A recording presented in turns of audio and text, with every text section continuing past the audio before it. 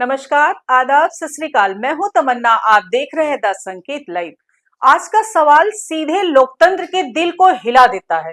मतदाता सूची में अनदेखी या साजिश? चुनाव आयोग कहता है कि सब ठीक है, गोदी मीडिया ताली बजाती, मगर जब जमीन से हकीकत दिखाती एक सख्त आवाज, पत्रकार अजीत अंजुम कैमरे पर खुलासा करते हैं कि बिना दस्तावेज, बिना फोटो, बिना सत्यापन के फॉर्म भरे जा रहे हैं। तो उसी रात उनके खिलाफ एफआईआर दर्ज होती है। आरोप भ्रामक जानकारी फैलाना। सोचिए जरा, गड़बड़ी उजागर करो तो अपराधी तुम। यही नहीं, न्यूज 24 के सीनियर रिपोर्टर राजीव रंजन ने वही खामियां बताई। दैनिक भास्कर ने राज्य भर में 100 से ज्यादा रिपोर्टरों की ग्राउंड रिपोर्ट छाप दी।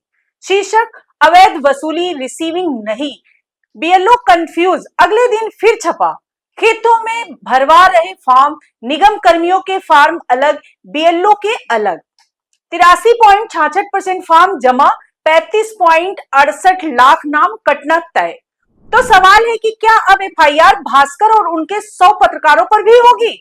क्या न्यूज 24 पर भी केस बनेगा, या निशाना सिर्फ उन पर साधा जाएगा जो सत्ता अनुकूल सवाल नहीं पूछते? आगे बढ़ते हैं। हिंदुस्तान अखबार का पहला पन्ना खोलिए, हेडलाइन चीखती है, बिहार की मतदाता सूची में नेपाली बांग्लादेशी। रिपोर्ट कहती है कि सत्यापन अभियान में बड़ी संख्या में विदेशी नागरिकों के नाम सामने आए। म्यांमार से लेकर बांग्लादेश तक। अब याद कीजिए, 10 जुलाई 2019 संसद में चुनाव आयोग खुद कहता है कि 2016 से 2017, 2019 में एक भी मामला नहीं मिला। 2018 में सिर्फ 3 शिकायतें, तेलंगाना, गुजरात, बंगाल। तो 5 साल में ऐसा क्या हुआ कि अचानक सीमाएं फूस की दीवार बन गई और बड़ी संख्या में विदेशी वोटर आराम से पंजीकरण कर गए? क्या यह लापरवाही है, सिस्टम सेट गड़बड़ी है, या राजनीतिक इंजीनियरिंग? और अब अगर चुनाव आयोग मान रहा है कि बड़ी संख्या में विदेशी नाम है, तो यह रिपोर्ट प्रेस नोट के बजाय सूत्रों के हवाले से क्यों प्लांट होती है? तेजस्वी यादव इसे सूत्र नहीं मूत्र बताते हैं और कहते हैं खेला की तैयारी है। नेपाल की बात की जाए, ये तमाम लोग अब ये कहा जा रहा है चुनाव आयोग के द्वारा, चाहे ये कंप्लेन है, वो लोग आके फंसे हैं। एक मिनट, इसका चुनाव आयोग से कोई डॉक्यूमेंट या कोई प्रेस नोट या कोई ऐसी बात आई है, या कि कहाँ से खबर आई? सोर्सेज बता रहे हैं, सूत्र बताते हैं। हम उस सूत्र को मूत्र समझते हैं। वेस्ट जो होता है ना, ये वो है, इसका कोई आधार नहीं ना। ये वही सूत्र है जो पाकिस्तान में कब्जा करवा दिया था, इस्लामाबाद, कराची। सूत्र नहीं, मूत्र लोग हैं। बांग्लादेशी, नेपाली, म्यांमार के लोग। देखिए कि कौन है सूत्र? ये वही सूत्र हैं जो इस्लामाबाद, कराची, लाहौर जो कब्जा करवा रहे थे। ये सूत्र को हम लोग जो मूत्र समझते हैं। और इस तरह की अगर कोई बात है भी, तो आखिरी बार यूपी की सरकार में 2003 में एसआईआर हुआ था। उसके बाद से अब तक जो है इतने साल हो गए, और इन सालों में कई चुनाव हम लोगों ने देखा। नरेंद्र मोदी जी का 14 का भी चुनाव देखा, 19 का भी देखा और 24 का भी देखा। यानी इनका कहने का मतलब ये है कि उस समय हम लोग 3-3, 4-4 लाख वोट से चुनाव हारे। तो क्या विदेशियों ने नरेंद्र मोदी जी को वोट दिया? 39 सीटें आई 40 में से। इस बार 30 सीटें आई एनडीए को, तो विदेशी यानी उनको वोट दे रहे लोकसभा के चुनाव में। बात ये खड़ा होता है कि 2005 के बाद से बिहार में किसकी सरकार है? एनडीए की सरकार है, बीजेपी की, नीतीश कुमार जी की सरकार है। 11 साल से केंद्र मंत्री कौन है?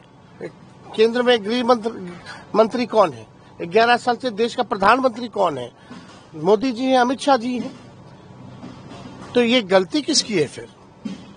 यानी गलती तो इन्हीं एनडीए वालों की है। अगर किसी को अगर मिला भी है नागरिकता या वोटर लिस्ट में अगर नाम भी अगर जुड़ा है, तो ये इनकी सरकार रिस्पॉन्सिबल है। नीतीश कुमार और मोदी जी रिस्पॉन्सिबल है, क्योंकि 20 साल से बिहार में सरकार इनकी है, 11 साल से केंद्र में इनकी सरकार है।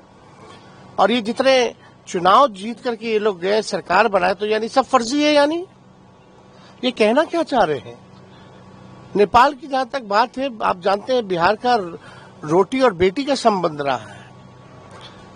बिहार पुलिस में, बिहार मिलिट्री पुलिस में गोरखा लोग हैं, नेपाली लोग हैं, आर्मी में नेपाली लोग हैं, भारतीय सेना में नेपाली लोग हैं।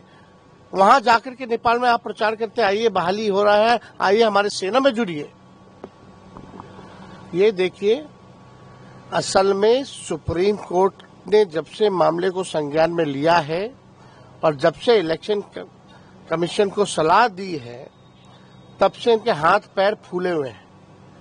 क्यों नहीं मिस्टर ज्ञानेश कुमार जो है आगे आकर के सारी बातों को रखते हैं। अभी कहेंगे कि फलना, अभी ग्राउंड बनाने की बात की जा रही है, फिर बोलेंगे इनके पास कुछ कहने के लिए है नहीं सुप्रीम कोर्ट में कि फर्जी वोटर्स है, फर्जी वोटर्स है। अगर है भी तो रिस्पॉन्सिबल कौन है? इलेक्शन कमीशन है और एनडीए की सरकार है। यहीं से सवाल और तीखा हो जाता है, पारदर्शिता की जिम्मेदारी आखिर किसकी है?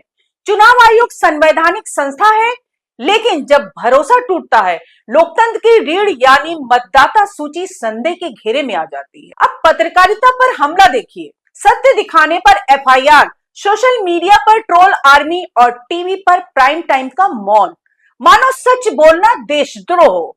लेकिन खतरा यही नहीं रुकता। अगर वोटर लिस्ट अविश्वसनीय हुई तो चुनाव की वैधता पर प्रश्न चिन्ह लगेगा और हर नतीजे को धांधली कहकर खारिज किया जा सकेगा। यह वही स्क्रिप्ट है जिसने दुनिया के कई लोकतंत्रों को भीतर से कमजोर कर दिया। भारत इससे अछूता भी नहीं है, तो समाधान क्या?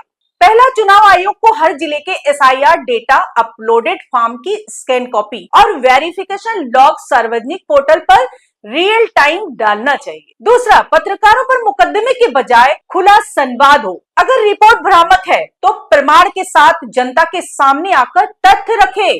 तीसरा, मेगा ड्राइव तब तक रोकी जाए जब तक दस्तावेजी गैर बराबरी दुरुस्त ना हो, क्योंकि चुनाव एक दिन का इवेंट नहीं, लोकतंत्र की लगातार चलती परीक्षा है। और मीडिया, गोदी काउच से उठिए, फील्ड में जाइए, सवाल पूछिए, वरना कल जब लोकतंत्र दरक जाएगा तो टीआरपी की इमारत भी ढह जाएगी। अंत में आपसे दो सीधी अपील। नंबर 1, जो भी मतदाता सूची में अपना नाम देख चुका है, एसआईआर टीम से दस्तावेज मांगे, अपने गांव वार्ड में हो रही प्रक्रिया की तस्वीरें, वीडियो सुरक्षित रखे। यह डिजिटल साक्ष्य ही सच का कवच बनेगा। नंबर 2, अगर आप पत्रकारिता के दर्शक हैं तो कौन सा चैनल तेज है से ऊपर उठकर कौन सा चैनल सच दिखा रहा है, या पूछिए। लोकतंत्र तभी बचेगा जब सवाल जिंदा रहेंगे।